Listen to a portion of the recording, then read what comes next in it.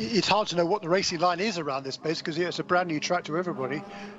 Oops. Oh no, this is the 4 Corvette has gone off heavily and damaged the front and the left-hand side. Steam coming from the radiators in that area of the car. Of course, the engine is now behind the driver. This is going to be a full course yellow, and it's coming down off the banking, I think. Oh, lost it on the banking. I Just think swapped ends on the banking. That's weird. Yeah, I think. I got to think something went awry on that car to cause that incident. I've noticed that car, I think it was coming out of Speedway Turn 2. I stand to be corrected on that. It may actually be coming off 4 down towards the point spread by being second if he can. No pressure for the win in LMP2. There's somebody off. There's a car off. I think that's a Lexus, or is it the 911? What car is that? It is the 911. It's the 912. Yeah, it's the 912. That's the Lawrence Vantor. So the 911, his teammate Fred McAwicky's leading, but we were on board there with Antonio Garcia momentarily. That fight's not over, but do we go under caution again for this? I believe so. That it's in a dangerous position. Yeah, he was running third, and that's big contact. Yes, early in the S's there. There's somebody else, I think, involved in that. Yeah. Over to screen right, left-hand side. Here we see it. Is it Townsend? That's Townsend. Yeah, Townsend's gone for a ride as well, I feel. There he is. He's in the fence. Oh, that's big. Both of them are big. This is the view from Antonio Garcia. This is the end of the race. All take, no give. He was sideways for a very long way in the spray. I could just about pick out the headlights. And he's being joined by one of the MSR Acuras that's come in as well. And that's Alvaro Parent who's gone in, and we've got a full course caution. Full course caution. This is going to be huge. Absolutely huge. Now, everybody will be allowed to come in and do their pit stops. This is a bit of a shame, really, for Renger van der Zande. My timing screen was just taking a wee moment to catch up a little bit. I had a 3 minutes and 8 second lead for van der Zande at one stage, which I thought was a little bit unlikely. Further and further up to the left-hand side, but he has made the pass now, and he's up into second position. Yeah, he's been trying to do that for a long, long time. Dane Cameron, just wondering whether he perhaps used a set of used tyres during his round. Is that the...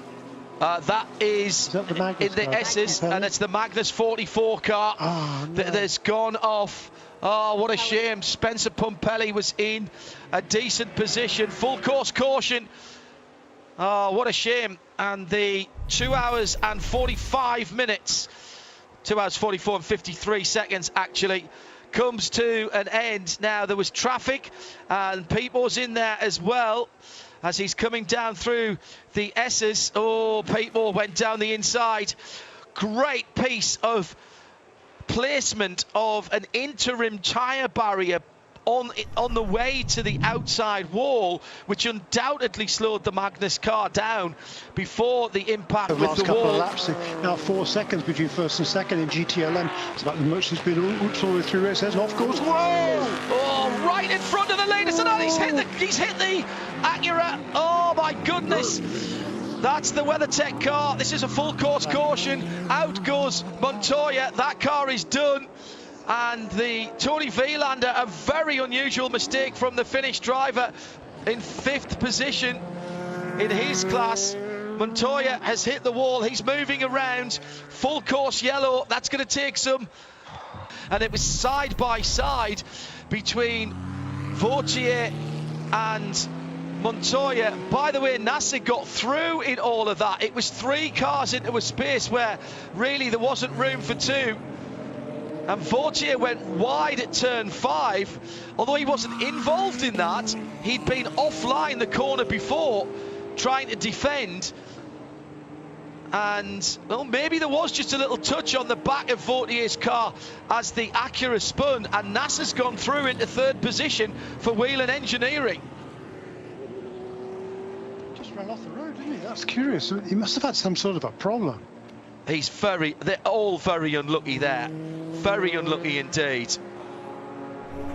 Tawny finishes up at turn 5 in the middle of the road and pulls away onto the back straight, the Acura now, whereas the leaders are coming down through Jean de Vianen towards turn 16. And somebody's in the wall at the final corner. That's a big off at turn 17, and that, I'm afraid, is one of the LMP2 cars, and that has not gone in quietly. It's a full course caution, and what a shame.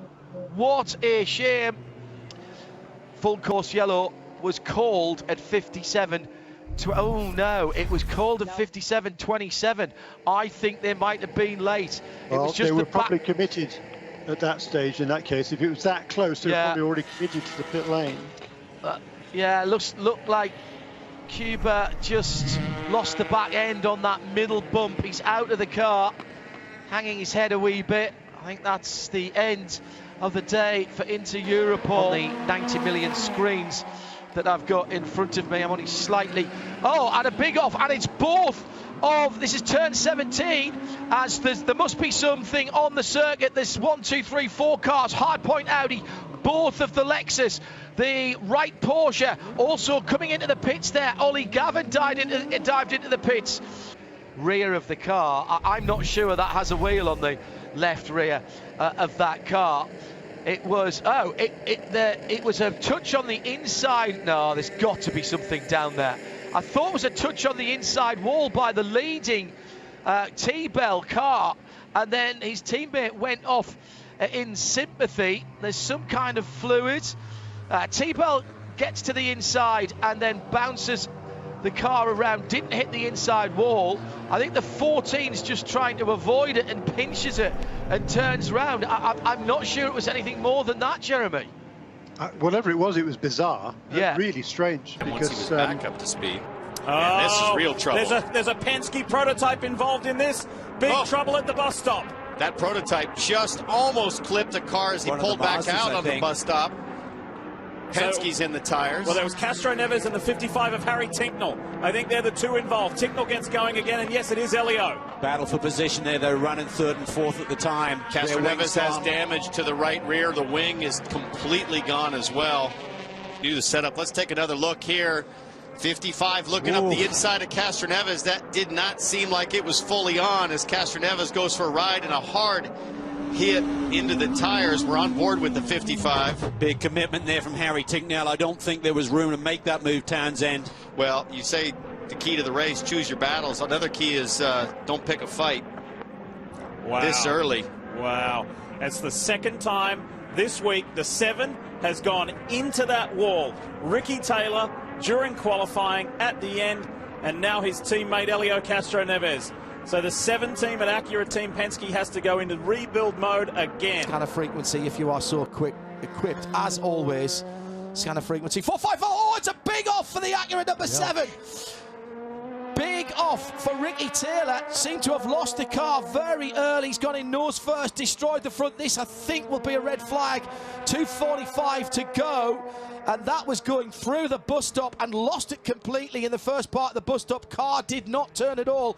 Probably took a bit too much curb, but I'll reserve that. The good news is Ricky's fine. The thumbs up to the marshal. It popped the door open. I don't think he did that himself. Now that he was very committed coming into the bus stop. Got airborne. That inside curb. Got airborne. Yeah, that's that new curb on the inside. We talked about that during the GTD session. Several drivers have told me that's new since the Raw, and it looks like the car just turned in a little bit better than Ricky Taylor had expected. It got well airborne, and he lost it when he came back to the ground. Yeah, wasn't quite straight. Didn't nail the landing. Would have lost a 10th in gymnastics for that. All the car bunny hopping up, and the car pitching first to the right, then to the left. He so nearly caught it. The reflexes of a cat on energy drink almost got it back, but a heavy frontal impact and the door popping open. He hit the tyre wall on driver's left in the middle towards the end of the bus stop. Build the car. You see this coming into turn 1 right there. Yeah, it hit concrete wall. It broke the front of the chassis, twisted it sideways, broke welds, tore the chassis, and it was unfixable.